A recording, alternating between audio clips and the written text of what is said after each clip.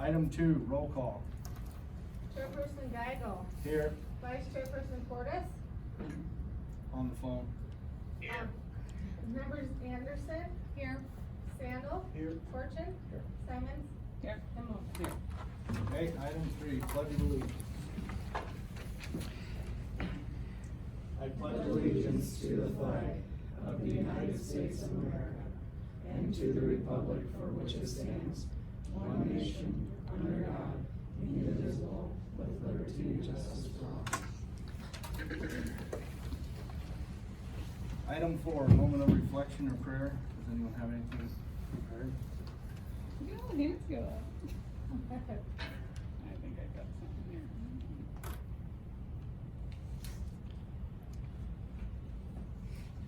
John 16, verse 33. I have said these things to you, that in me you may have peace, and in the world you will have tribulation, but take heart, I have overcome the world. Thank you. Item 5, conflict of interest. Okay. Item 6, approve agenda. Motion to approve. I second that. Any discussion? All in favor, say aye. Opposed, same sign. Motion carries. Item 7, new business. Looks like there's none. Correct. Okay. Item 8, approved consent agenda.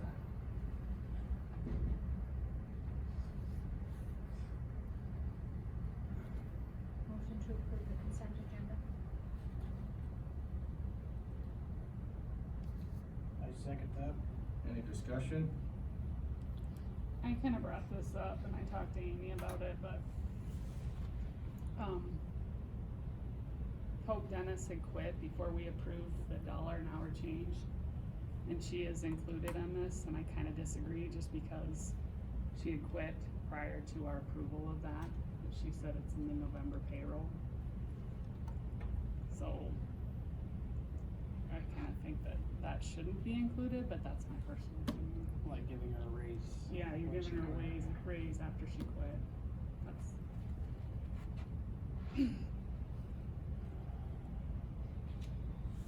Kinda seems silly to me. I mean, you wouldn't do that anywhere else. If somebody quits and then you approve a raise, you don't go back and say, okay, well, you haven't paid for this month, give you the raise, but. When's her final day?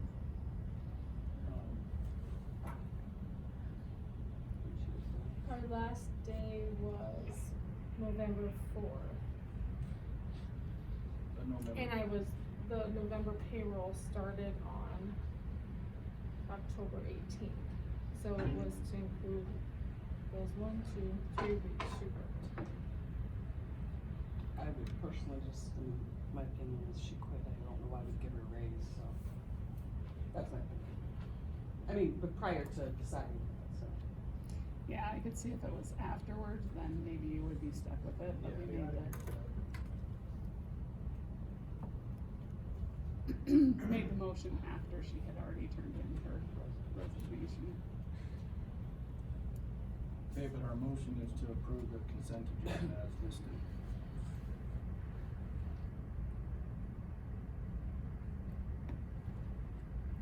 Want to vote on it, and then if it fails, have another motion, or how do you want to handle it? Or do you want to amend it? Or we can amend the motion.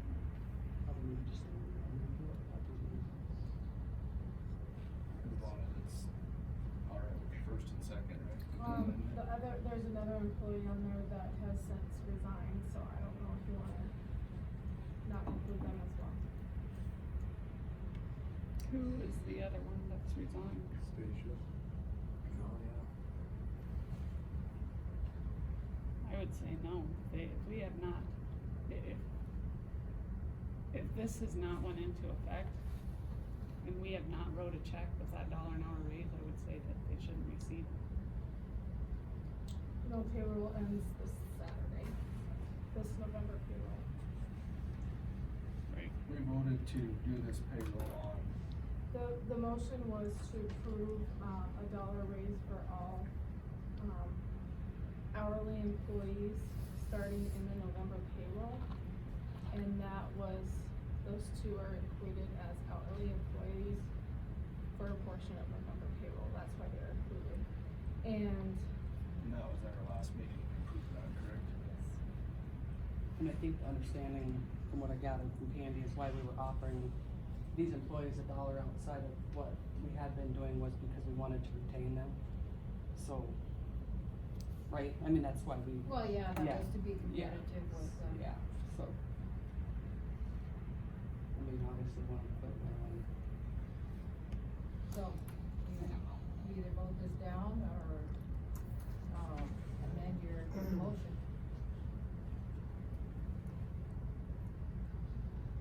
I can amend my motion to remove Stacia Smith and Bethany Dennis from the $1 an hour pay increase. Yep. You good with that amendment, Rick? Yeah, I second that, I guess. Okay. Okay, so we'll vote on, any more discussion on the amendment? So we'll be voting on the amendment, Then you vote on. then we'll vote on the amended Main motion. motion. Yep. So the amendment is to remove Bethany Dennis and Stacia Smith from the consent agenda. Everybody clear? All in favor, say aye. Oppose? Same sign. Now we need to vote on the amended motion of approving the consent agenda. So moved. All, or any other discussion? All in favor, say aye.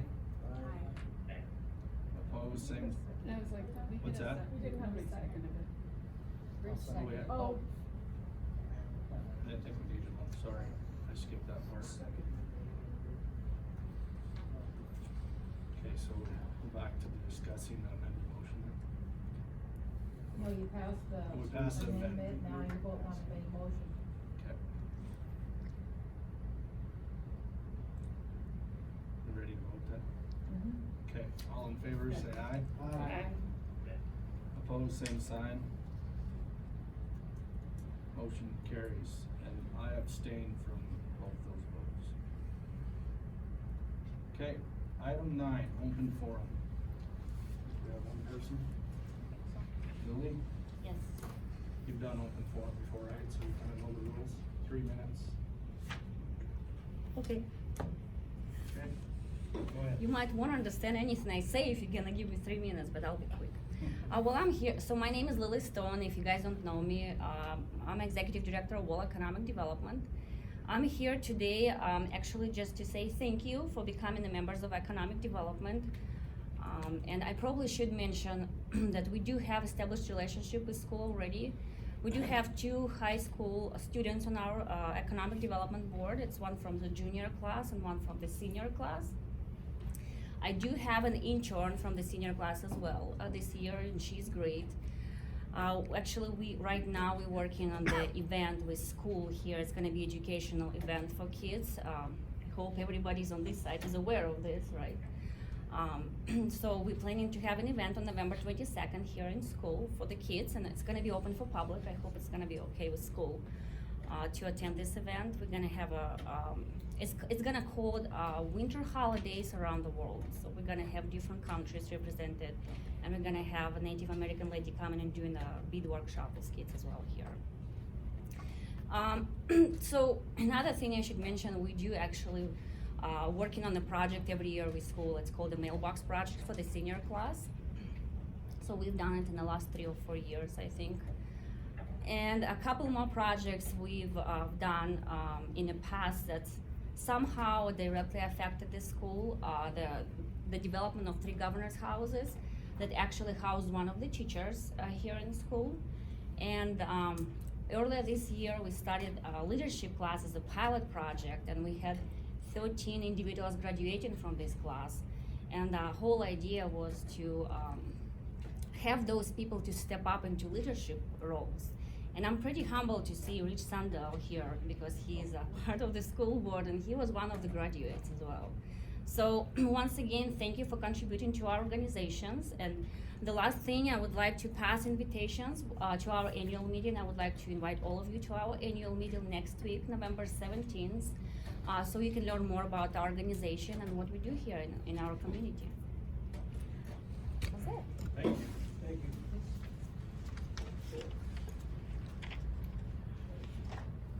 Bryson enjoyed being here.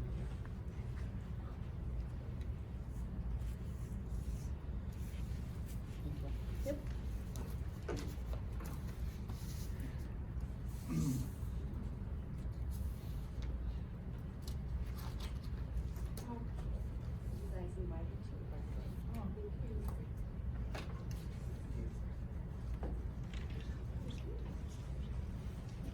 Okay, thank you. Thank you. I think that was all. Okay, move to item 10, color-coded writing presentation. Rebecca Lytle and Gillette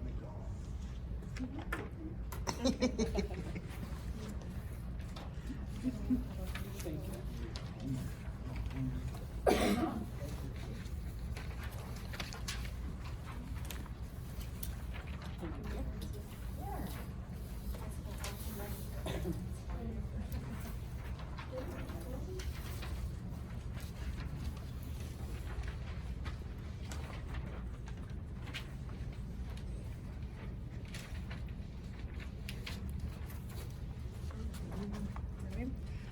Okay, so the color-coded writing process, it's a way of doing writing that focuses more on the process of writing rather than just the product of writing, which is really good for our students because, you know, teaching the process helps them in more areas than just trying to get to a singular product.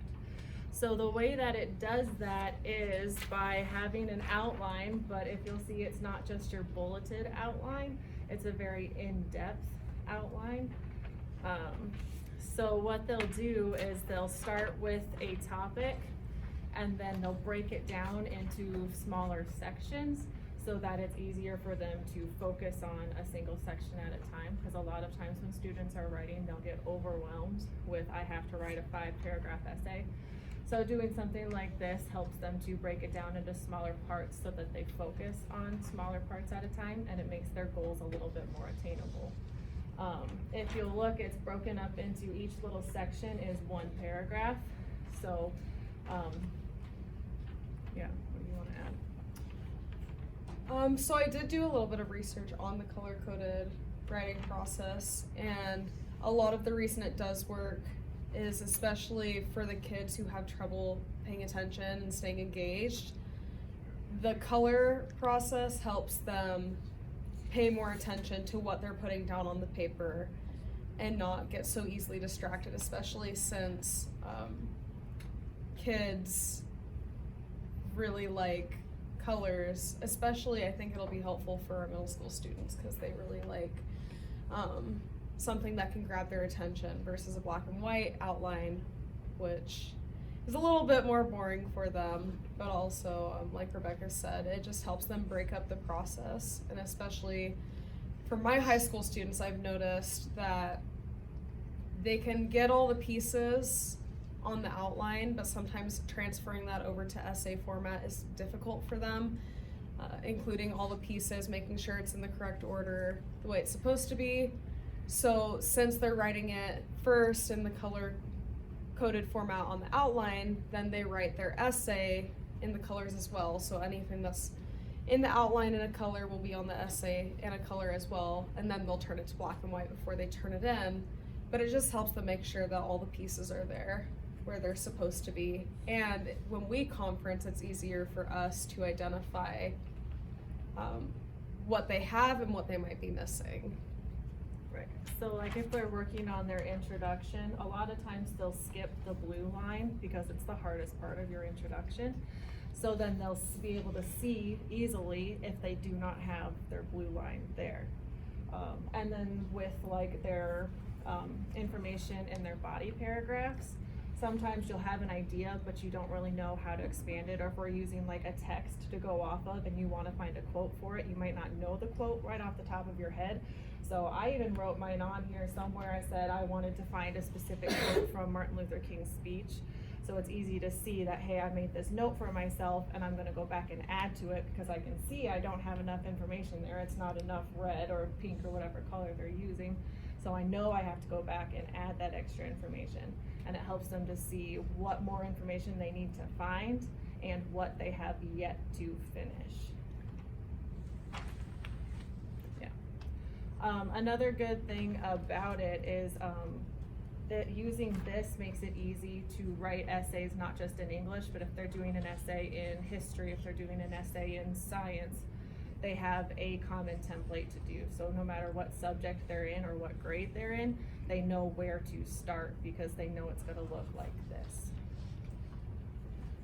So, yeah. So I guess we could go into where we wanna go with that. Right. We have not had the opportunity to actually implement it in our classes yet. It's on my agenda for next week to try it with 6th grade, which I'm interested to see how they handle that because 6th graders are always a little bit more struggling to get 5-paragraph essays. So I'm interested to see how they will handle the breaking it up. So we're gonna do 1 paragraph a day.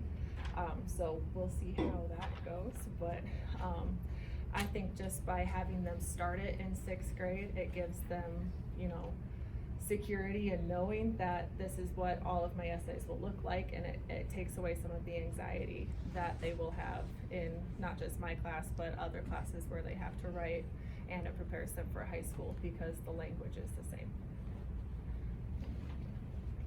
Yep, so I'll likely be implementing this with my freshmen, not next week, but the week after.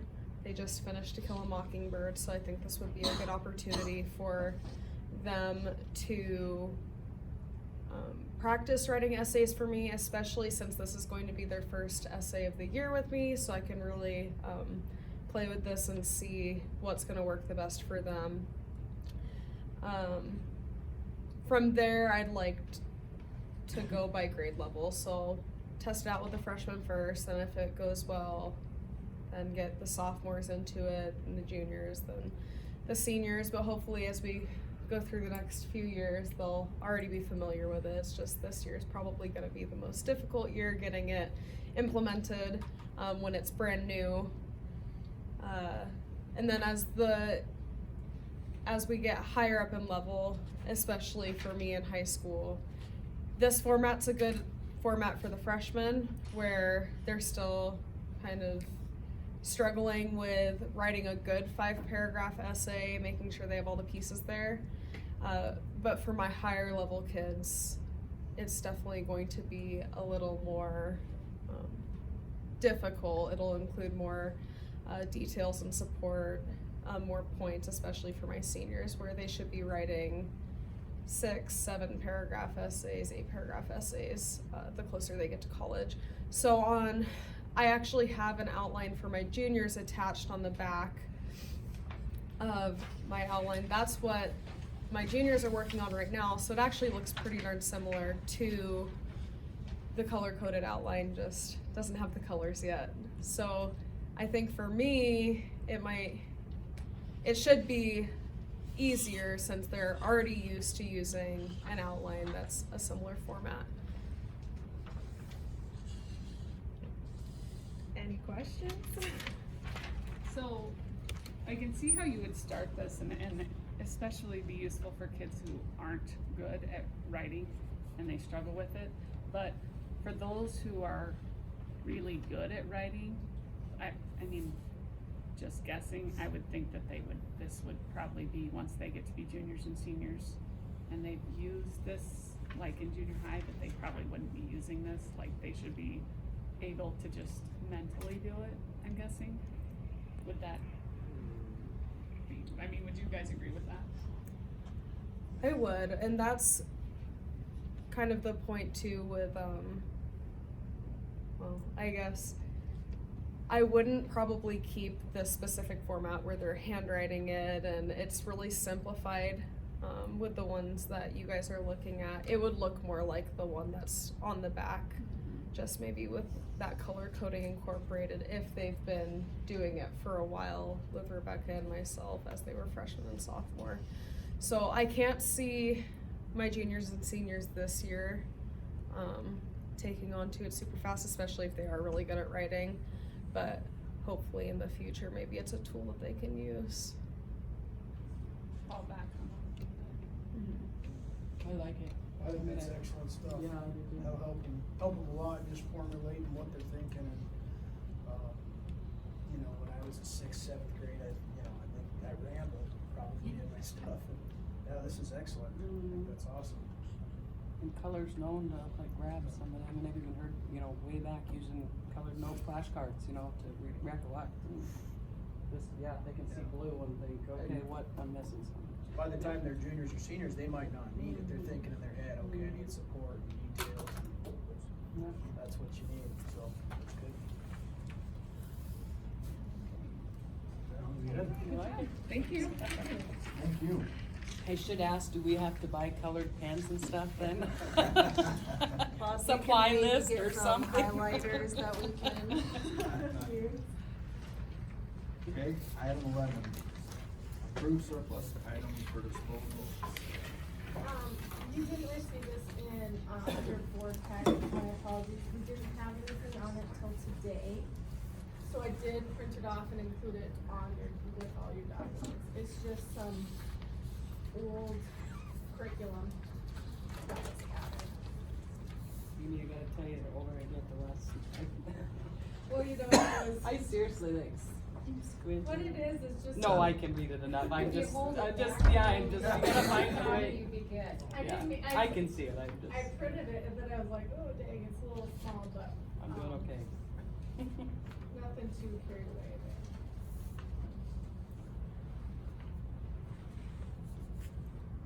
Motion to approve the surplus items. Is that a motion? Okay, is there a second? Second. Any discussion? All in favor, say aye. Aye. Opposed, same sign, motion carries. Item 12, open sealed Bobcat skid steer bids. Fancy envelope.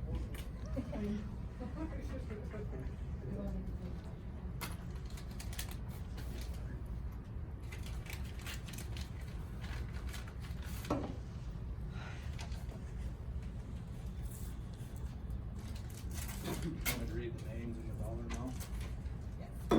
Okay, Bruce Berry, $14,005.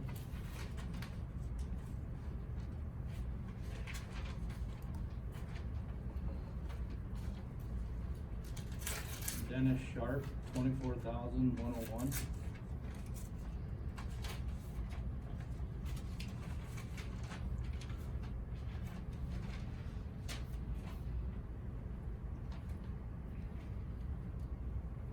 Jerry Ellens, $26,005.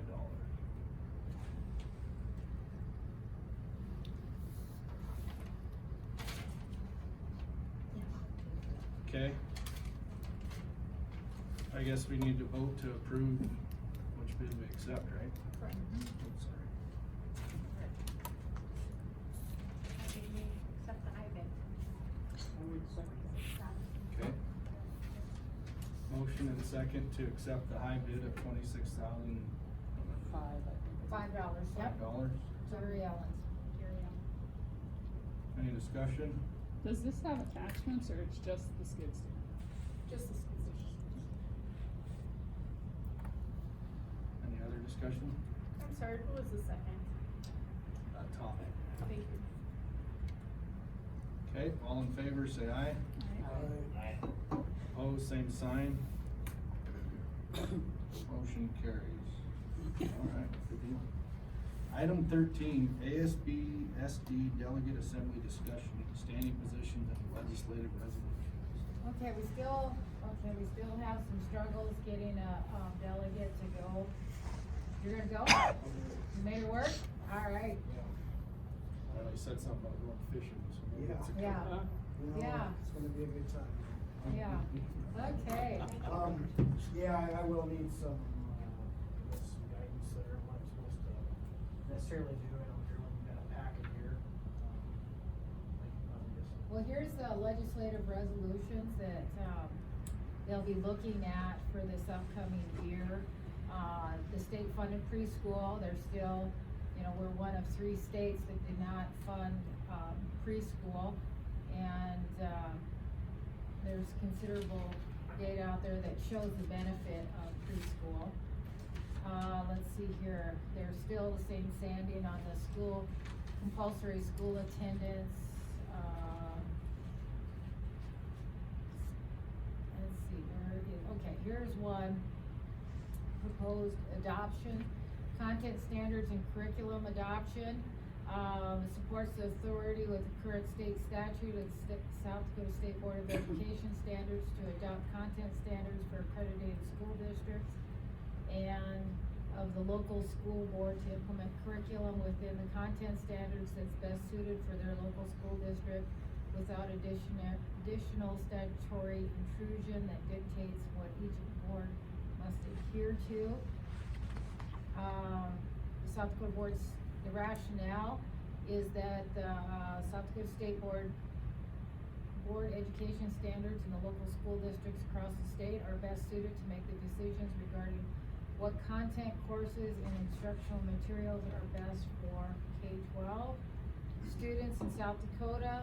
New laws dictating what content, courses, instructional materials the schools of South Dakota can or cannot utilize would be a hindrance to the state and local boards who are the knowledgeable decision makers in these areas and potential limit to education of students. So what it's saying is that, they have the state standards, but we also have our local control, as long as we meet those standards on, what content, what textbooks we order, and so forth. So are they adding this or changing it? They are, Proposed adoption, so that'd be an addition. yeah, Yeah, and I'm wondering why they're including this, because that's already set that way, correct? yeah. Sometimes it can be just a couple of word changes. Yeah. Right, well, and usually they have like word changes you'll cross out Oh, and add, probably but like this is that like one. the Strict. whole. So here's Says alternative instruction. Is this the one, But I Carolyn, thought when this you? was something different. Is this the one where you usually go and then you bring back and then we vote and, or then we vote there? No, Usually kind we of give vote. guidance on Yeah. how to vote Yeah. there. Usually we print it out and go through it and then tell that person. So maybe we could, I don't This know, I didn't is, see this, did we have it? And this is. Yeah, This it's happens under on the 17th, legislative resolution, it's under the law, school law and I think it's the legislation. It's probably me. Yeah, so you guys, I guess we need to talk or vote on how to vote, whatever. But I would say agree with this because it's enforcing, local control Okay, and that's my associated school boards, you know, even like when we get down here to this, alternative school, they're gonna push for local control and that the state tax dollars stay within the public schools. And so, Usually when they add something like this, it's because they see a law coming or somebody's proposed something. Okay. So that's why they'll add sections into this because they see in the upcoming legislative session that this is coming down the pike. And so then the people who are obviously employed at this will go and lobby. And that's where you have to be careful, because when you go to these, and I'm sure Carolyn would agree, a lot of the bigger schools have more voice, so sometimes when you read these, it's not good for small school districts, but it is for the bigger ones, and so. and that's why we have membership to, just saw the email, there is a small group, small schools, lobbyist group that we're membership to protect us from, Sioux Falls, Route City, and some of those school districts setting the pace for us. Okay, so, yeah, I'm reading through that, I mean, you get into B1, it's, so is that saying that they're. Okay, the local school district policies and rules, and now, you know, we're gonna look at this alternative school policy, but what this one is adding to it that says all school district eligibility requirements, policies and rules related to student participation in extracurricular, co-curricular, and all other school-sponsored activities be obeyed by homeschool students planning to participate. And so if we have a student that is planning on attending our prom, they have to follow our district policies. Right. And what this is doing, is updating to the change in alternative Okay. policy. That makes sense. And that's what the rationale, Senate Bill 177 passed, that participation eligibility of homeschool students in local activities. They can participate, they just have to follow our policies. So it might take some time to go through 15 pages of that, showing how to vote, Well, unless they're, judgment call, or? Yeah, I would. Can I go make it, or, am I allowed to make a judgment call on what I think you guys? We're sending you. Yeah. yeah, do you have a Because they printed off will copy of change. this? You know, I need to get that. I'm gonna send you here, pass that around.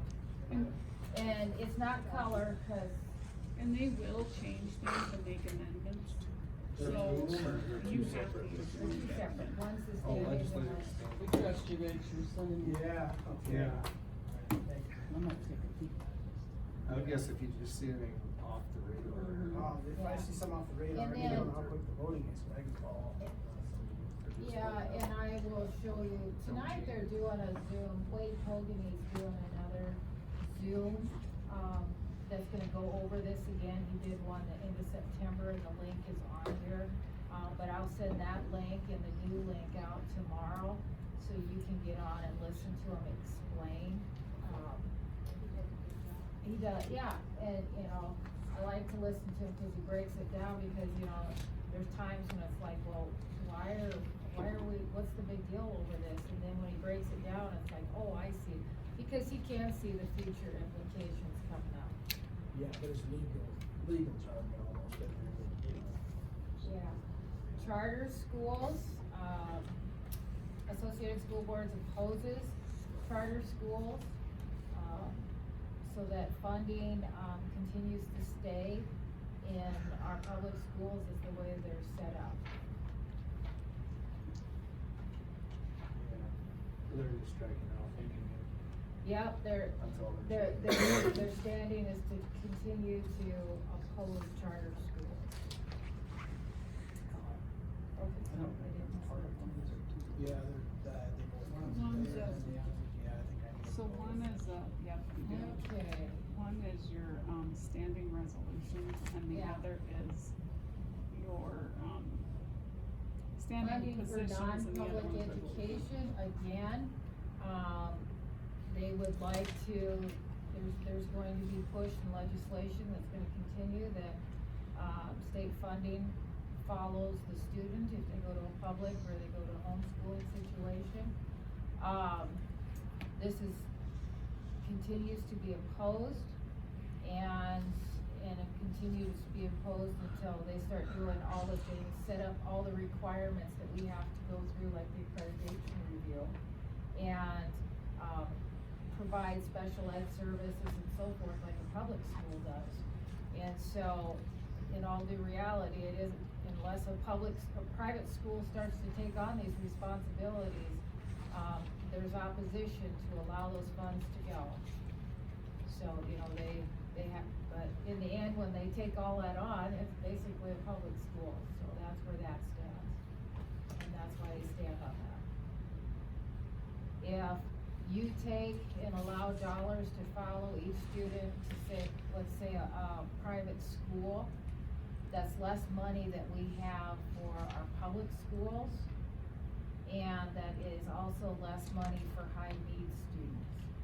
So it basically allows a higher echelon student to have more readily access. And so more choices in education, and then a lower socioeconomic student to have fewer choices.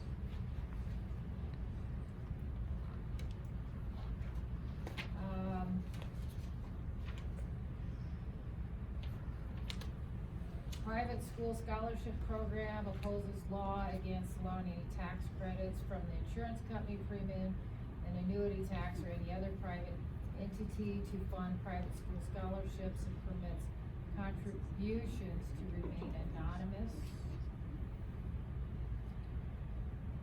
Are you on, hang on 1 second. I'm on the resolutions. Okay, hold on.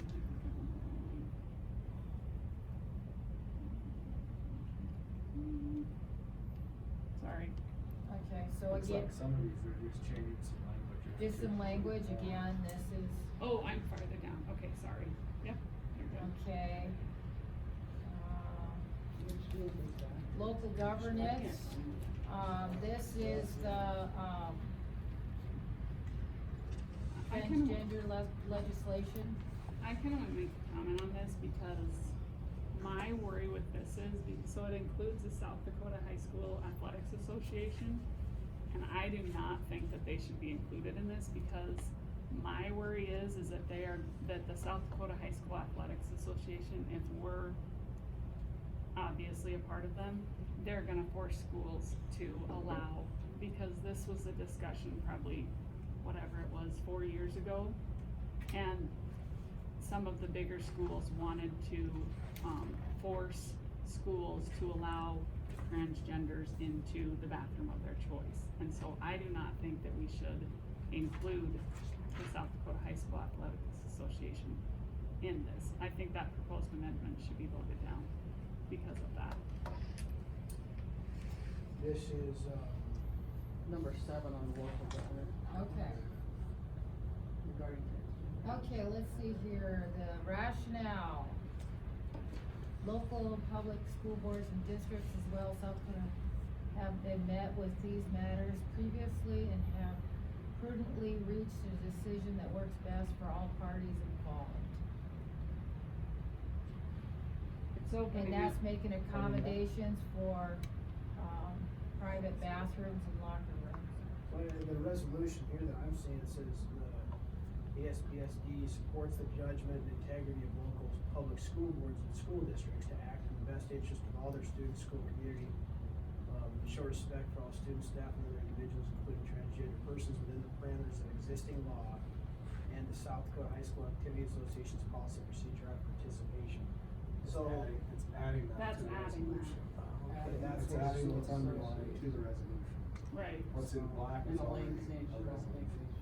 Because what they guys, argued before when I was there is they wanted to force the South Dakota High School Athletics Association wanted to force schools to say that whatever they wanted, they could use whichever bathroom of their choice, and it was segregating them by forcing them to use a bathroom on their own.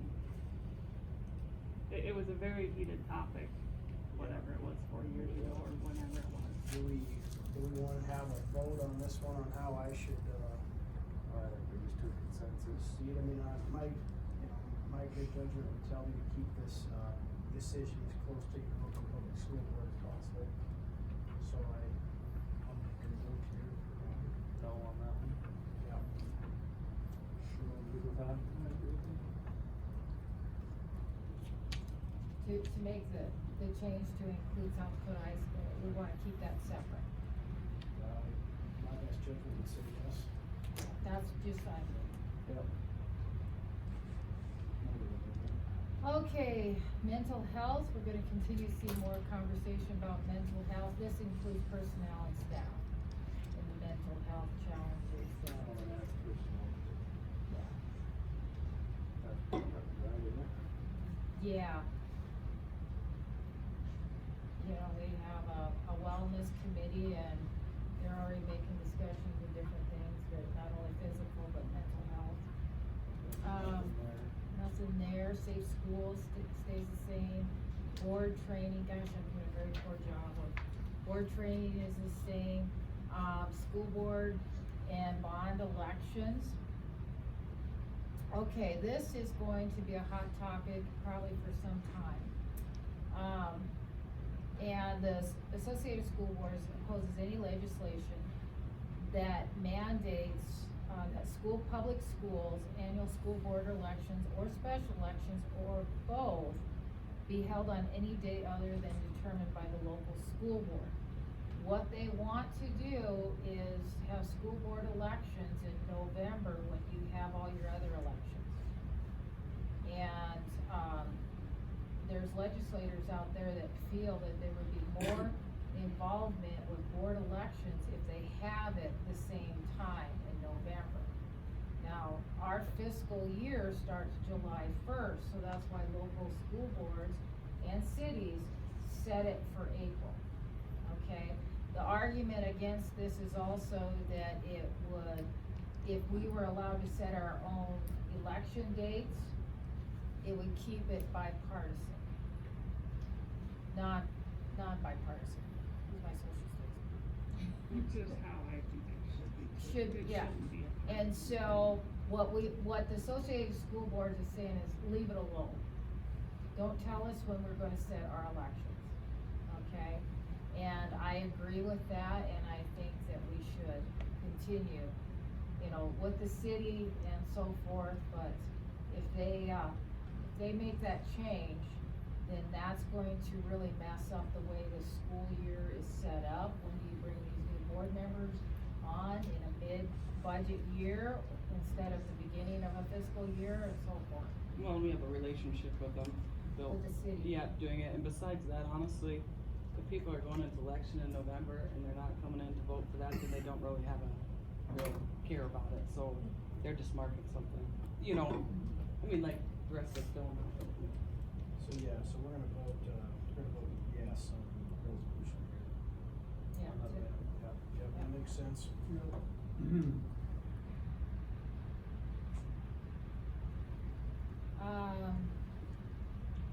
School admission, immunization exception. The Associated School Boards opposes any expansion of the immunization exemptions for students for admissions beyond what is currently permitted at the state. And so, that means you don't have to prove that you're immunized to some of the new vaccines now. You're not taking on new vaccination regulations. So, And then state law, you know, you have your child, we have kids that bring in their childhood records, or if they have a letter from their religious affiliation that says they're exempt. so the expansion of this What they're saying is, don't be adding anything. to the exemption. Yeah, we're gonna oppose adding anything new, To what's already there. what's already there. Now, is that a list of vaccines, or is that a list of? They're not gonna add any new vaccination requirements. Okay. They're opposing adding anything new. Stay as it is.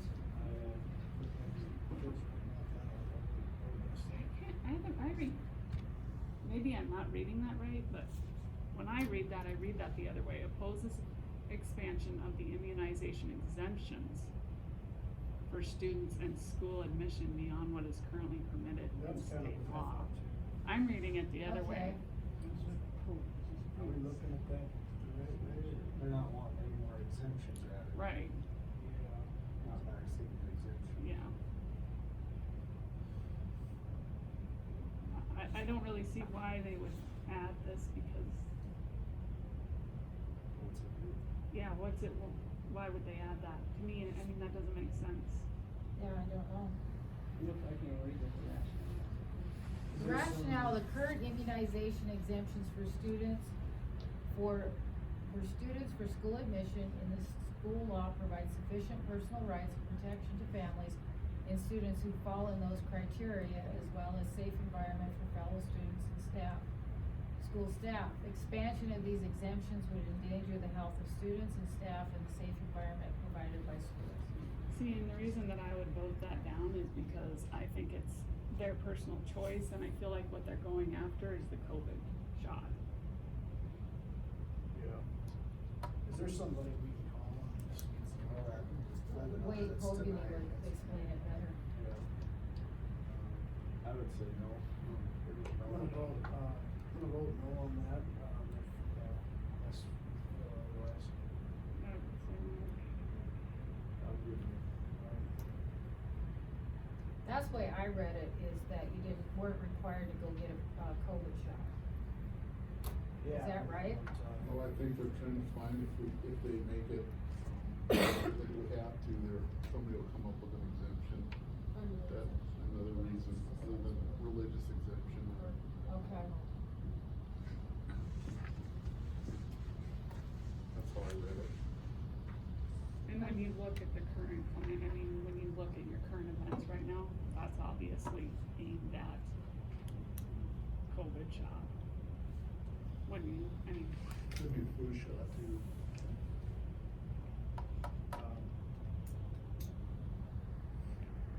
Rule 15. Yep. State operated website for notice or meeting information posting. Associated School Boards supports a website hosted and operated by the state of South Dakota on which local governments can post any required notice or meeting information in lieu of a posting requirement in current state law.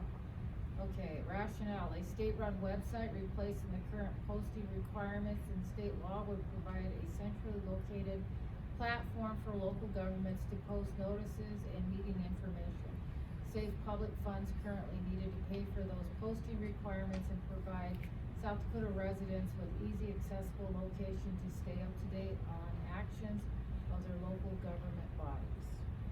So would that mean that we would have to post not only our minutes and agendas to our website, which is local, our city website of some sort? I would think that what this is trying to go away from is your local newspaper. Right. And I think we should vote that down. I mean, there's always gonna be a website and you can go read it, but you look at your elderly population, Exactly. they're not, I'm not saying that they can't, but the thing is you're destroying your newspaper. Well, and we currently already post the minutes once they're approved and all agendas on our website anyway, so there is a means for someone to see it. Electronic. What I thought is that maybe they would be starting to charge us all this for this, website fee as Yeah. well. Did you go in there and start? There would just be another requirement as far as myself and you know, just another box to check, cause I would see that we'd still post it on our website, but then we'd have to go and do it in other places. And we already put, No on that one, everybody? Works for me. Okay, sparsity funding, nothing.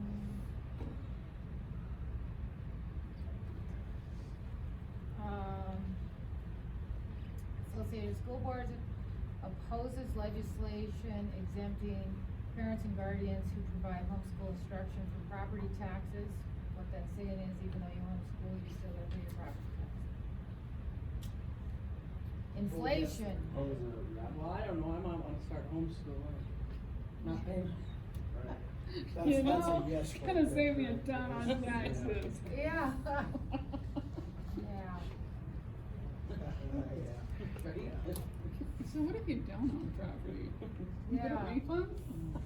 Maintaining state inflation factor, you're probably gonna see quite a bit this year because there is so much inflation, is how they're gonna fund schools. They're striking out the 3% or inflation, whichever is less, and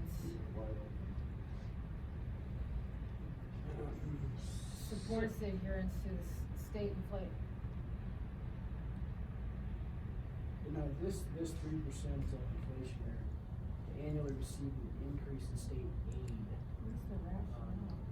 You're doing that already.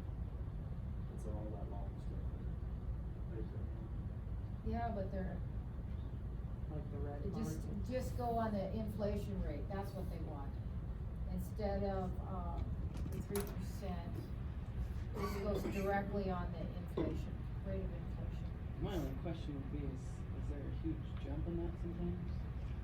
You know what I mean, like, that would be my only question, Well, is see, not, the problem not having is- a top, you know what I'm saying? Change the law to make Yeah. it- If they go with the rate of inflation or 3%, whichever is less, then all we would ever see is a 3% increase in school funding. Well, in the past, the CPI has been less than 3%, but this past year, the rate of inflation is crazy, and it's gonna go above 3%. Probably gonna That's be what 6 to happens when 10%. we get all our ESSER Probably funds is thrown gonna in there, say it's like it's dollar 50. inflation. It's, in the long run, it goes right back to the taxpayer. Right, well, that's what I'm trying to say. Is there an agency that tells us, gives us what that inflation percentage is? I mean, where do we get it from? That's a good question. There's gotta be The somebody state aid out there. inflationary index factor, I guess probably it says. I kind of like it there just because Um, there's a Well- top, I like ceilings, you know, like, Yeah, so. but what they're saying this year is if they stuck with this law and they go with what's left, and what is less, then it will stay at 3%, even if the rate of inflation is 6%. And that's gonna put schools in a world of hurt, especially if they're already struggling. But then but that was kind of my point when I say all these schools are receiving ESSER funds too, so we look at what they're actually receiving income wise and. Well, and it's also based on their title numbers too, so if you have a school district that does not have a high number of titles and they're struggling, and there are some out, this will really hurt them. You know, it looks like it's tied to what they call the state aid inflationary index factor. And so I don't know who's in charge of that, but if they say it's 6%, it's probably gonna be 6%. I guess, you know, it's not like somebody's just making a number up out of the blue. Unless those guys are out of line, it's gonna be fair. I guess I would maybe say yes. I think you should just vote on whatever you think, because what's gonna happen is what happened in the past is the law will say, this is what the increase will be. But then when they get the peer, they'll change the law.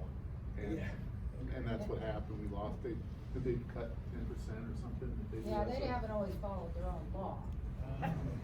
Well, That's you why might, I I'm almost guessing kinda think you'll we get more should- clarity Probably when you're there, I'm there, sure you know what I somebody's mean, gonna like. talk This is about it. policy that the Associated School Board follows the lobby off of. Yeah, So if they're- it says anything other than 3% or inflation, they can't go above 3%.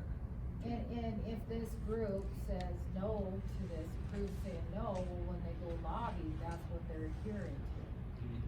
Why wouldn't, you could make an amendment to this change and just leave it as receive an increase in state aid of 3% or inflation, and then take out whichever is less.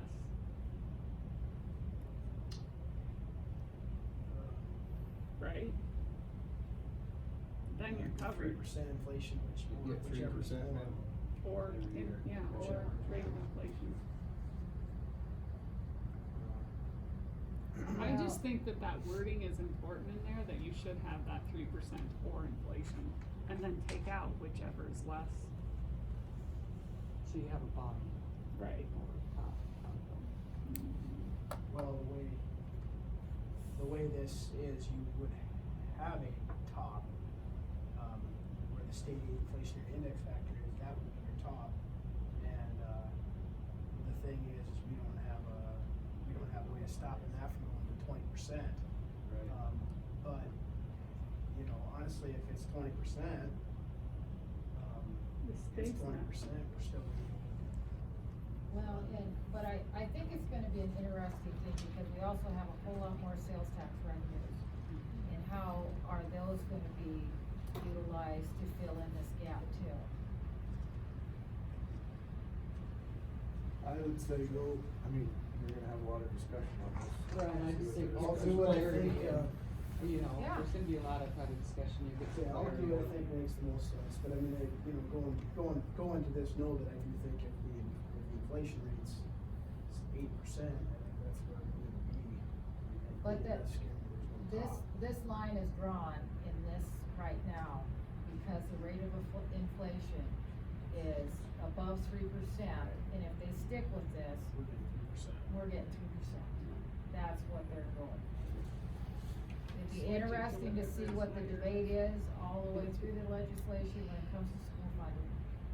Because, our schools are struggling with, maintaining classified, we have people retiring and leaving education at a higher rate now than we have in the past going into industry.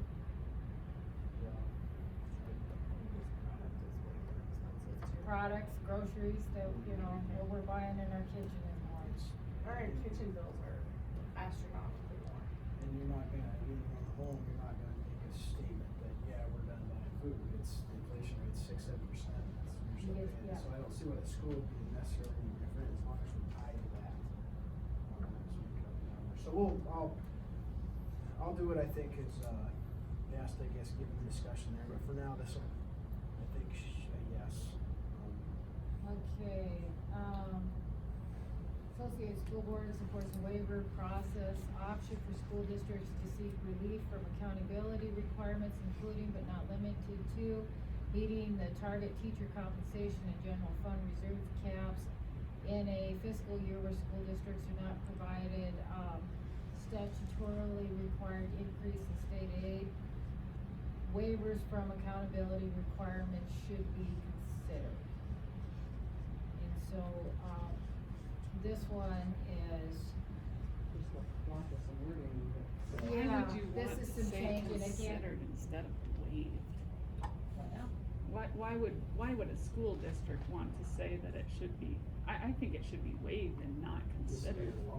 Right, that's, I mean, I understand. What it said before was all accountability requirements should be waived. Mhm.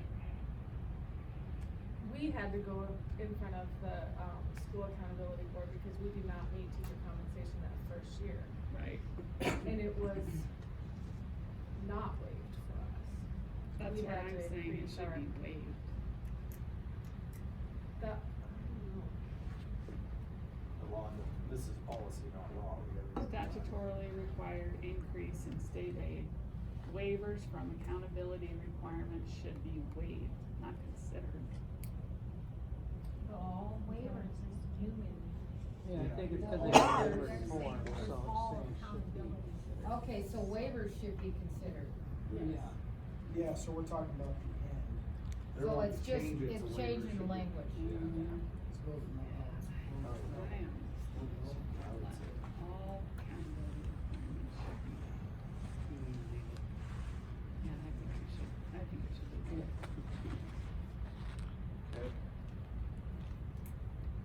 Oh, boy. Let's see here.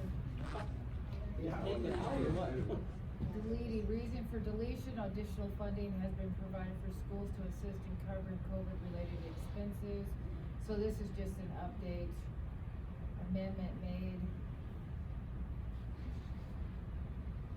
They're just deleting. deleting the proposing COVID yeah, part. okay.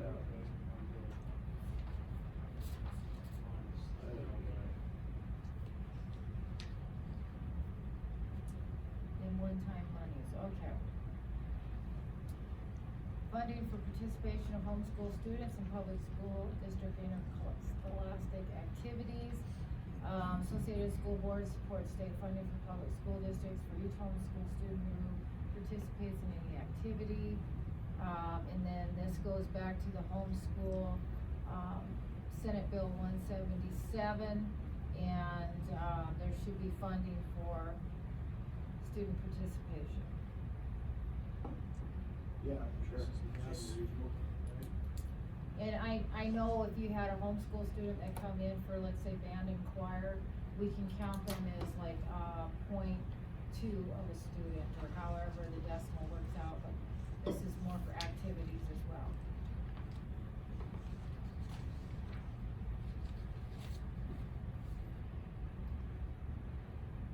Here's your marijuana. Okay. Amendment in tax revenue for public schools.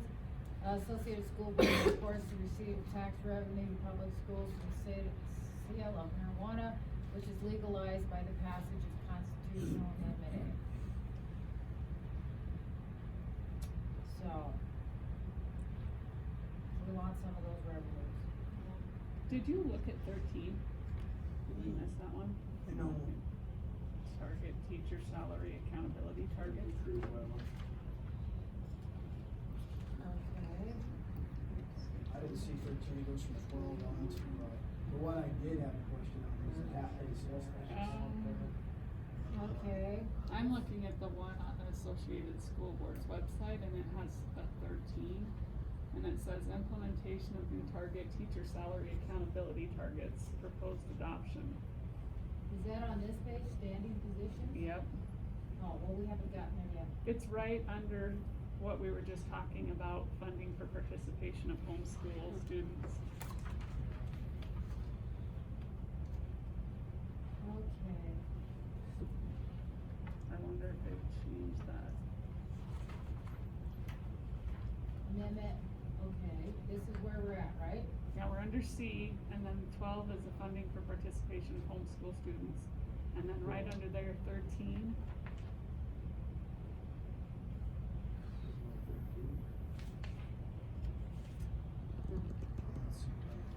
I don't have a 13. so if you pull up the website and go to their website, that's where I'm looking at it. I Well, wonder do you if wanna they- read it? Yeah. Associated School Boards of South Dakota supports the implementation of new target teacher salary accountability targets only if new ongoing funding beyond the annual increase in state aid that schools receive is provided. Rationale is public school boards support increasing teacher salaries in order to recruit and retain the quality staff members charged with educating our students on a day-to-day basis. To increase those salaries, school districts need a new ongoing funding source beyond what is provided in state aid, which is used cover not on, which is used to cover not only teacher salaries, but also administrator and other staff wages and a variety of other costs within their budget. Should new target teacher salary accountability targets exceed what districts receive in Okay. state aid, he says. Well, what that's saying is, if we don't get an increase of funding, then we shouldn't be held accountable to an increase in the teacher target.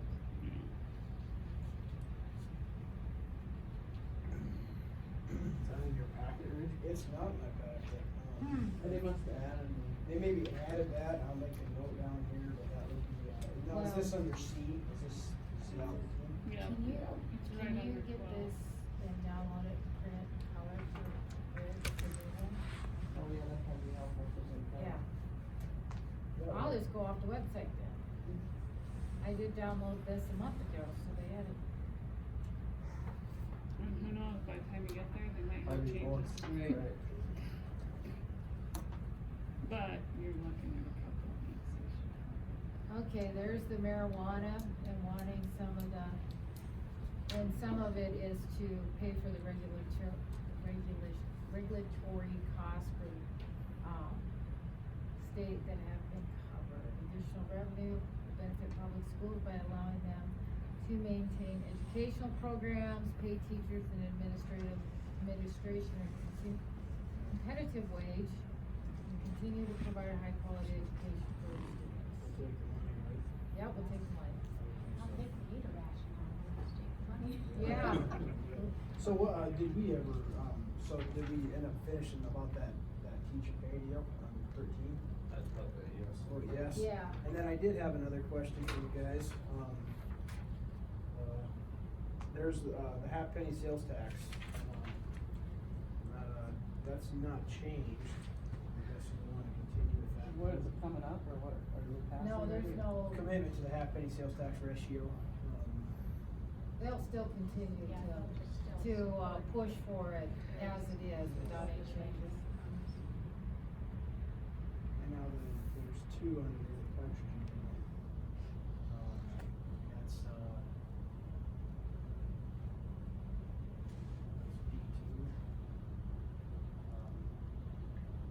None of those have changes in them, right? Okay, so just. Right, is that correct, you guys? Yeah, okay, I they're think just that's saying what- rationale to okay. continue, I'm sorry, I was confused. No, you're fine, I'm just looking at rules. Oh,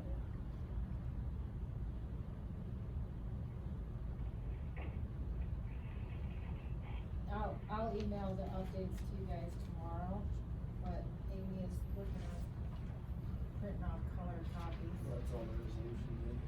Yep, there's your resolutions and Thanks, Rich. Yeah. again, mental health and wellness. You might just decide to jump in career. Yeah. Yeah, I don't think I will be doing that. No? No, Oh, I think you'll find this Come right back. interesting though, Rich. Oh, it'll be good, yep, it will be. State, again, here's the inflammatory index factor for state aid. Law requires, and it's striking out a minimum, and now it's saying an increase.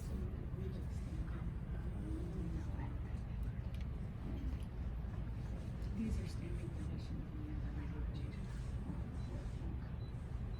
The Native American, Indian education, Associated School Boards believes South Dakota should continue to work forward, embracing the pride, heritage, dignity of the Native American culture, fostering collaboration, establishing long-term commitments, including consideration of the implementation of the Oshedi, Sakowin, essential understanding and other curriculum coursework into the South Dakota American Indian history and culture to improving public education outcomes for Native American students.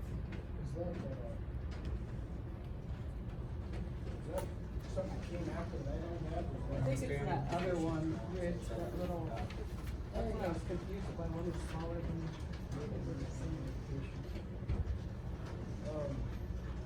Yeah, we'll go with the rest of it.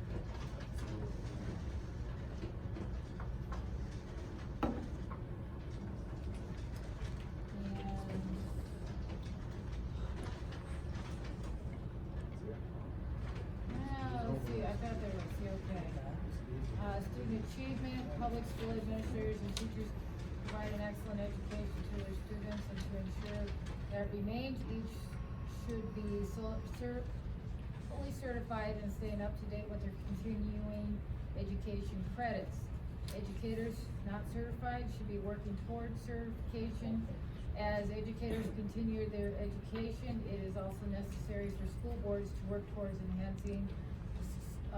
enhancing the board's collective knowledge-based results in a strong and effective leadership for the districts.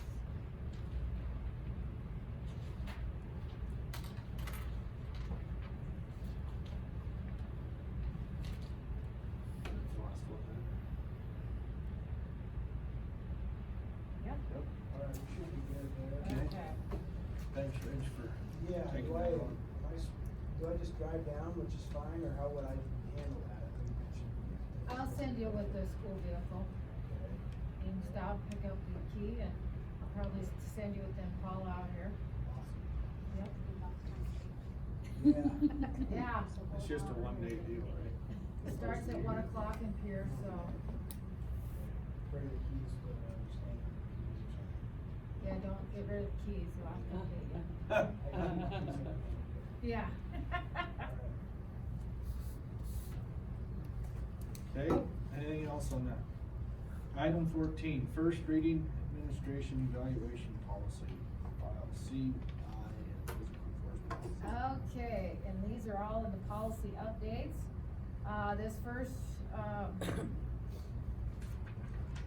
This first one deals with, now, some of these are, were added because of our accreditation review.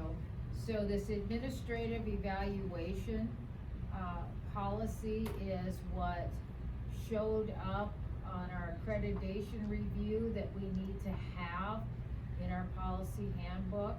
And this just basically talks about when, administration will, how often they'll be, evaluated and the criteria in which they're being evaluated on.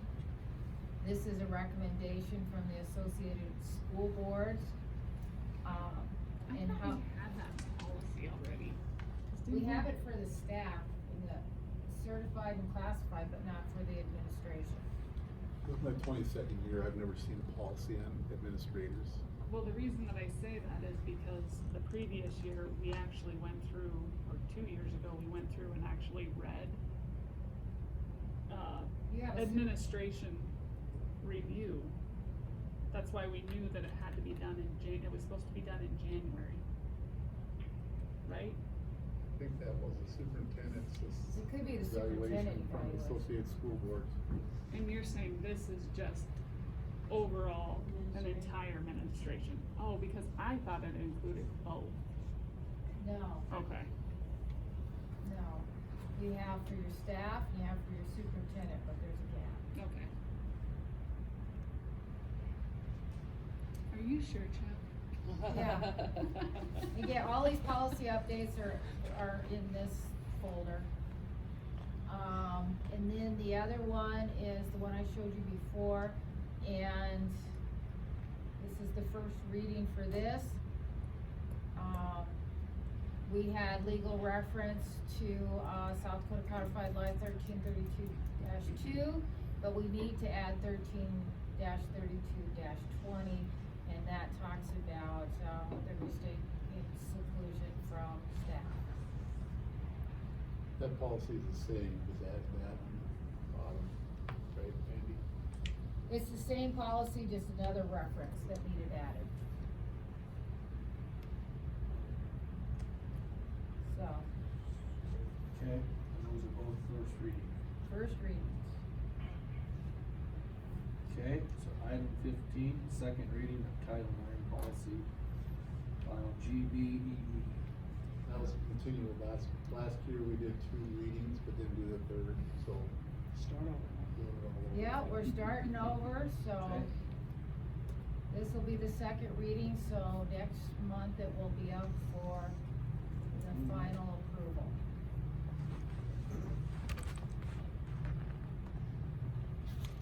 Okay, item 16, approval of JHCDE. And then I just killed myself, I kicked out too many. And Okay, this is administration of medical cannabis to qualifying students, medical cannabis administration plan, students' alternative instruction, and participation in alternative instruction students. Do we need a motion on each individual one okay, when we get there? Or can one blanket motion cover it all? one blanket measure should cover them all, If that's what we wanna do. if that's what you wanna do. Or if you wanna break them apart, that's fine. Very. Spencer's still with us. Hi, Spencer. Yeah. Yep. Yeah. Loud and clear. Yeah. We hear you. We're getting feedback somehow. Okay. I don't know, my phone. There we go. Okay.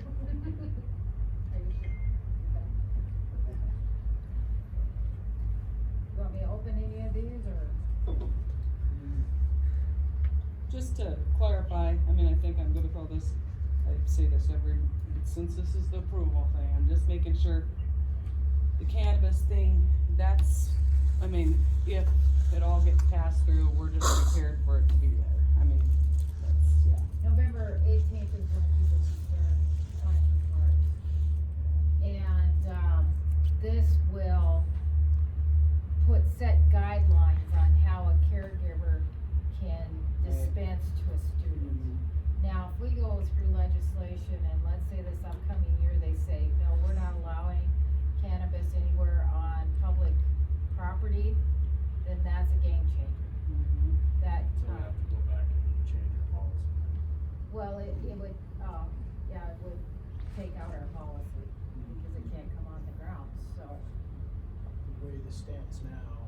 The way it stands now, It'll it's, be kept on school grounds, though, it'll be brought by the caregiver administered. yeah, and we're not taking care of not it. taking care of it, okay. so And we're not taking care of it. And we're following the law, so what the law is having us do, and then. Yeah, the law states that we have to allow it. What this policy says is, this is how we're going to allow it. Right. Just clarifying, I know I keep asking, I just, you know. That's not a problem. Yeah, and I think students should be aware and parents should be aware of, we're not allowing this, to me, I think this is where we as a board need Yeah, to just say, clarify that. we're not allowing this on Following. school grounds if you're caught and you don't have your medical card or whatever. We're calling the Or you cops. haven't filled out the proper paperwork, and the caregiver says they're gonna be here at 10 o'clock every day to dispense it, we will make an agreement of, when, where, and all that, and that's how it's gonna be. If they show up here with a baggie of something, that's not allowed, because they did not follow the policy. Right, that would treat them with alcohol or anything else, I mean, that should be covered in policy, maybe even added. That's where I'm wondering, you call law enforcement if these kids are walking onto the school campus. I call law enforcement That's if what they I- interfere on it. Yeah. Yeah, and that's same, what- same thing. Yeah, because I Yeah. think some people are under the impression they don't read this stuff and they think they're just gonna walk onto school grounds with it and be like, well, I have a medical card. Like, that's not how it works. No. Yeah.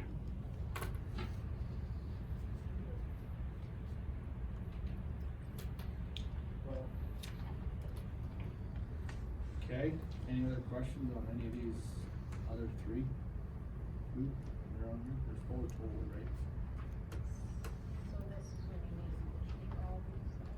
Mm-hmm. I would move to approve. Is there a second?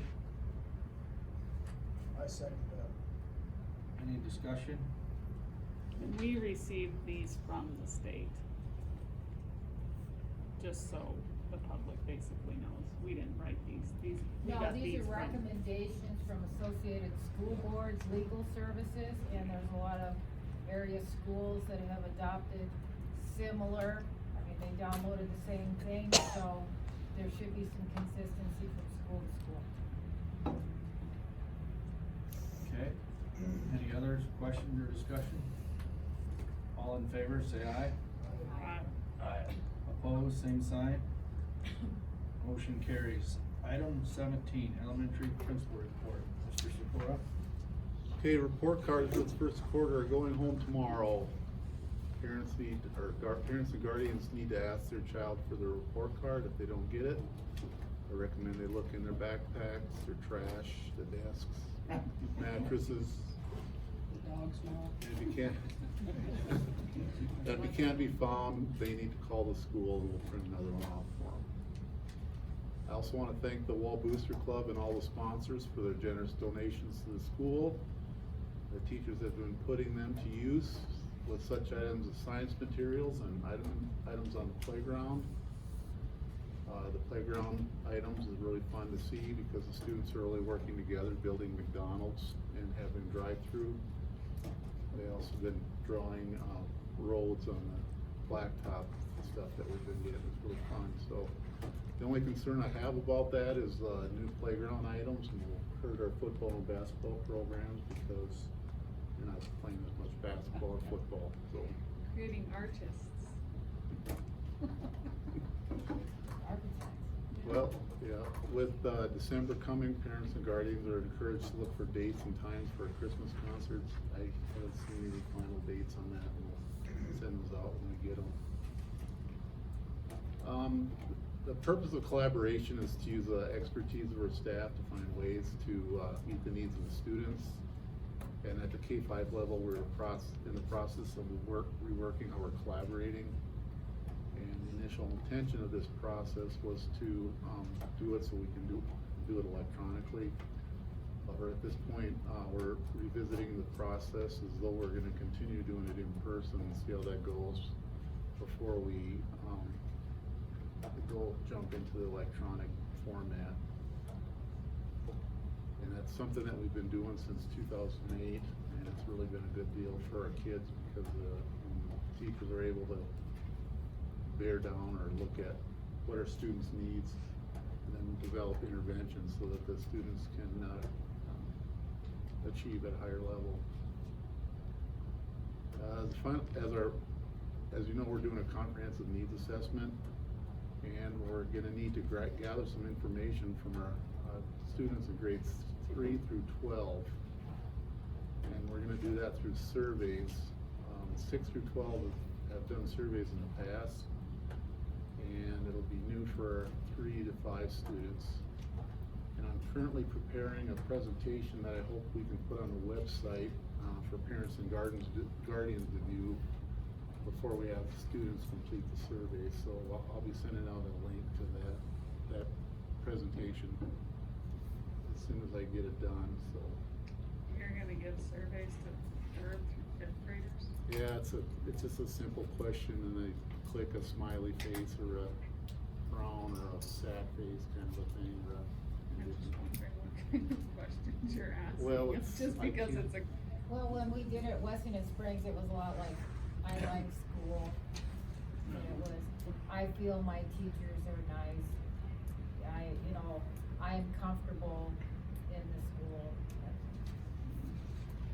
Just wondering, is this anonymous or did the teachers see this? I think we have it online, I think. I have it Yeah, online, so. they'll just see the results on Google Forms. But the kids usually talk about it. I know the middle school kids have talked about the surveys they've taken in the past, and I've overheard a couple of them say what they put in there, so. And that's the end of my report. Do you guys have any questions? Thank you. Thank you, sir. Okay, item 18, 6-12 principal report, Mr. Riley. Thank you, Mr. Chair. First thing I'd like to do is I'd like to recognize some students. Participating in our All-State Choir in Rapid City about a week or so ago were Reagan Simons, Ava Dinger, Ethan Ferguson, and younger Amy. Also, had an oral interpretations competition in which Connor Torkelson, Harmony Nelson, Ben Adkinson, and Dawson Hess all competed. And Ben and Dawson have advanced to the regional competition in Pier, which will happen on Monday. So, have some things going on there. As I'm sure everyone has noticed, the fall sports season has drawn to a close. And I just wanted to share with everyone how much I enjoyed watching your community as you rallied around all of your teams and all the different things that you had going on. It was very enjoyable to watch and to be a part of. I enjoyed it tremendously. So be very proud. I thought your kids really represented your community very well in all aspects. So I was very, very pleased to see that. It was a lot of fun. I enjoyed it. A couple of weeks ago, actually it's probably more closer to a month ago, we did the word keys test, and I'm gonna pass these results around. If I could just give those to you, except I need one. As they're coming around, I'm not used to this format. Typically, in the state of Wyoming, we did these at an individual level. In South Dakota, you guys do this as a grade level, which is kind of nice to see because I like your data clusters that came out of this report. So once you get those.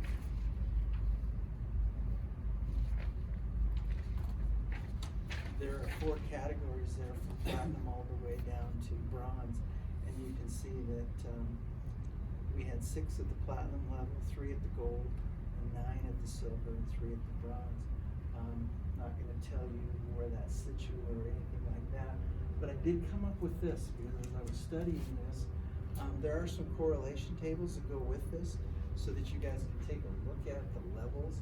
And what they've got are percentages of jobs and types of jobs that these will be formatted to, which is an interesting report. I had not seen this before.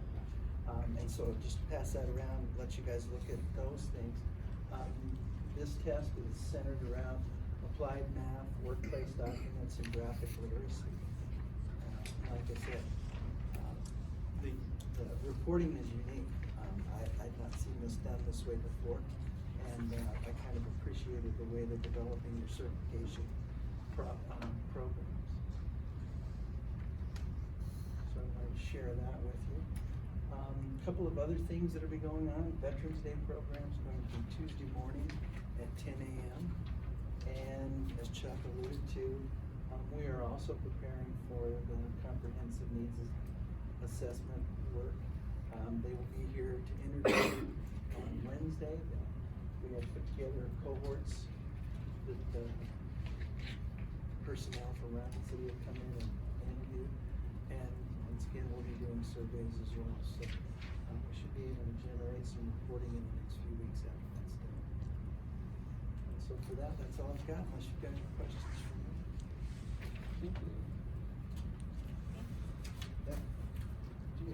Thank you, sir. Item 19, business matters. No report from me. Wow. Good deal. Item 20, superintendent report. Okay, we did our accreditation review last Wednesday. We have a list of things that we need to, clean out, a few, staff and student files that need some pieces, but those two, policies that need to be updated and added. But for the most part, we did well. Mr. Ragland, Mr. Sikora, and I will be getting together to finish up the few things that we needed, and have it organized well. It's nice to have that taken care of. It was a busy day. Holidays around the world on, November 22nd. And then a few housekeeping things in the school. The powerhouse doors are not fixed yet. We're waiting on parts. There's, software and hardware needs on that. And, I'm not sure what shift the pieces on. So, our powerhouse is a struggle right now as far as our people that pay membership to get in. And, we're using keys for the coaches and so forth. So, with that, when, our community members renew their membership, we'll add on the 4 or 5 days or whichever they were, provided access into the building. So, we're not sure how long we'll be out of service on that. Hopefully, we're fixed up within the week. The gym doors on the east side of the gym have been fixed, but we're still waiting on the repairs on the concrete sidewalk. Let's see, what else do I have here? It was mentioned to me the possibility of putting a grill guard on our new bus, especially because it travels a lot of, dark nights, and there's, like a lot of new vehicles, there's a lot more plastic parts on this one. And so if it's all right with you, we'll look at quotes for that and, see if that's something we wanna do. That makes sense.